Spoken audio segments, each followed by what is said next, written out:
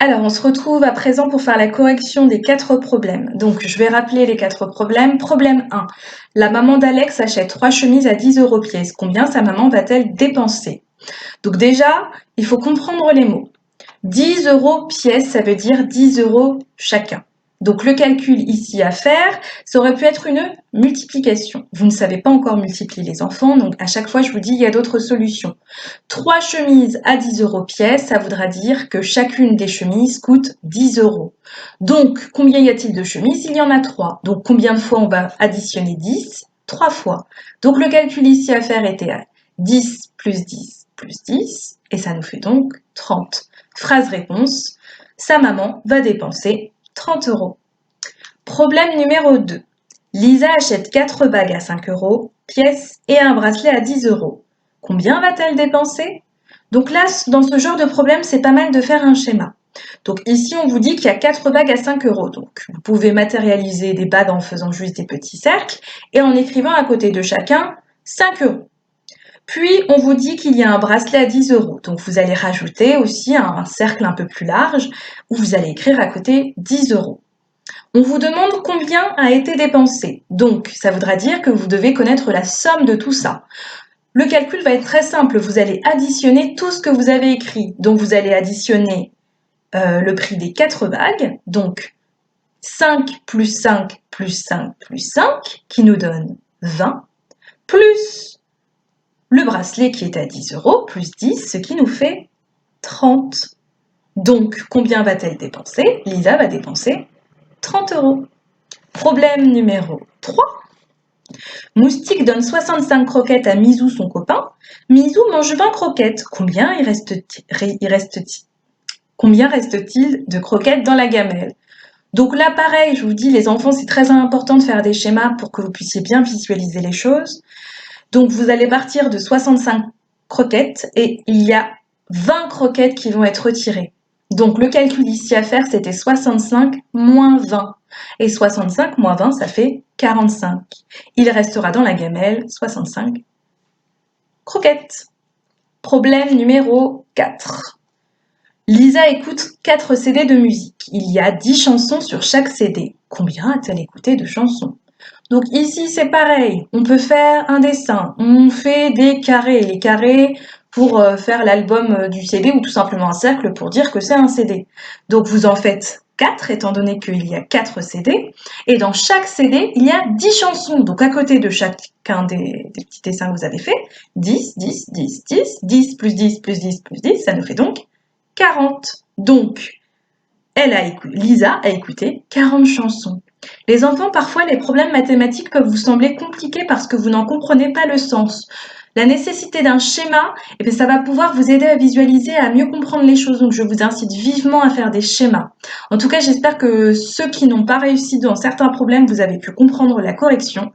On a fini les problèmes mathématiques. On va maintenant faire de l'anglais. Alors, aujourd'hui en anglais, on va continuer le travail qu'on a fait depuis lundi, à savoir le travail sur le corps. Donc, on va répéter un petit peu ce qu'on a fait, comme on a fait hier. Donc, on va revoir les parties du corps. Et ensuite, on va refaire la chorégraphie, la même qu'hier, exactement la même, pour que vous l'imprégniez de plus en plus. Alors, on se retrouve encore une fois debout pour pouvoir montrer les différentes parties de notre corps. Là, aujourd'hui, on va réviser ce qu'on a vu depuis le début, puis je vais vous mettre en fond sonore. Donc, j'espère que vous allez suffisamment bien entendre. Ça sera issu de mon ordinateur qui est juste derrière. La chanson en fond. En plus de la chanson, on va rajouter quelques petites choses, d'accord, que je vais vous apprendre. Par exemple, on va commencer march. March, c'est march, march, march. Ça veut dire que vous allez devoir marcher. Au bout d'un moment, ça va être jump, jump, jump. Ça veut dire que vous allez devoir sauter. Il y a certains passages que je vais chanter, d'autres que je ne vais pas chanter parce que le but, c'est pas pour le moment que vous allez pouvoir les apprendre. Donc, chaque chose en son temps. On dit les parties du corps et ensuite, vous comprendrez au fur et à mesure. Donc, cette fois-ci, ça sera sans la chanson et ensuite, on va mettre la musique et on va voir ce qu'on est capable de faire. Donc, c'est parti.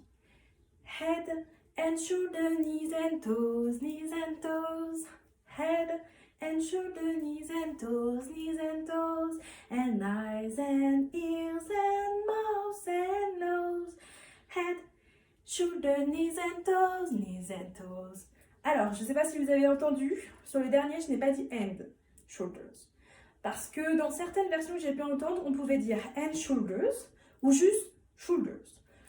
J'ai décidé qu'on n'allait plus dire hand shoulders, vous allez juste dire shoulders.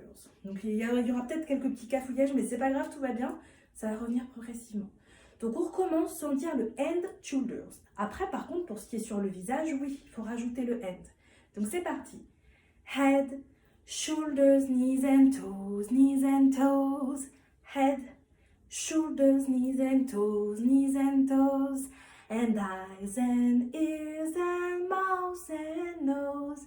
Head, shoulder, knees and toes, knees and toes. Super. Je vais mettre la musique en fond, j'espère. Head, shoulders, knees and toes, knees and toes. Head, shoulders, knees and toes, knees and toes. Eyes and ears and mouth and nose. Head, shoulders, knees and toes, knees and toes. Much, much, much. This is all much. Much, much, much. Let your body charge. Et on marche encore sur place. En attendant que ça reprenne.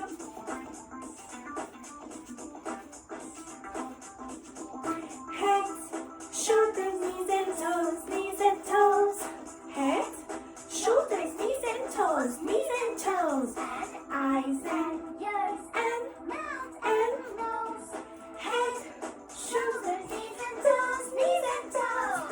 Jump, jump, jump. Let us all jump. Jump, jump, jump. Make your muscle fun. Et on marche. Ensuite, on va donner des coups. C'est punch. Punch, punch, punch. Let's all punch. Punch, punch, punch. Have a hearty lunch. Head, shoulders, knees and toes, knees and toes. Head, shoulders, knees and toes, knees and toes. And eyes and ears and mouth and nose. Head, shoulders, knees and toes, knees and toes. Et voilà. J'espère que ça a été pour vous. Alors maintenant qu'on a terminé l'anglais, donc je vous ai dit qu'on allait passer à la lecture. J'ai oublié de le dire au début, mais oui, effectivement, on fait lecture comme chaque jour. Donc vous allez trouver la lecture compréhension dans la barre d'information, comme d'habitude dans le Google Drive. Ça sera comme d'habitude cette semaine sur les inférences. Et il faut trouver le document du vendredi 15 mai 2020, pardon. Donc pour finir notre journée, on va finir comme d'habitude par des calculs mentaux. Donc les calculs mentaux, je vous ai dit, vous êtes déjà super bons les enfants. Donc je vais essayer d'aller un petit peu plus vite. Donc à vos marques, prêts, écrivez calculs mentaux sur votre cahier et les lettres de A jusqu'à L. Et lorsque vous êtes prêts, appuyez sur lecture et on va aller un petit peu plus vite aujourd'hui. Quand vous êtes prêts, vous appuyez sur lecture parce que moi je vais commencer. A 10 plus 3. B 15 plus 5.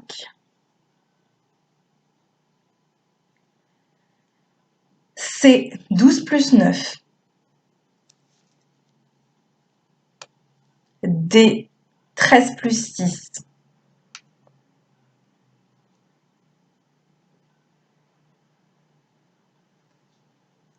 E 16 plus 5.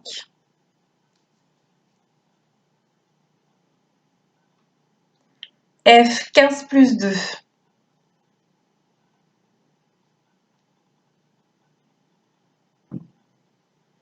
G 20 plus 8.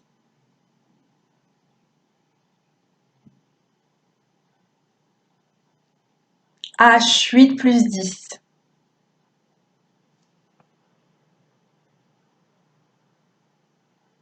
I 16 plus 2.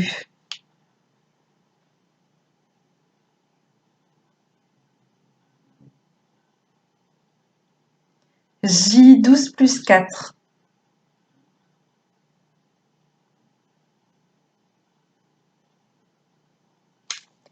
K 13 plus 8.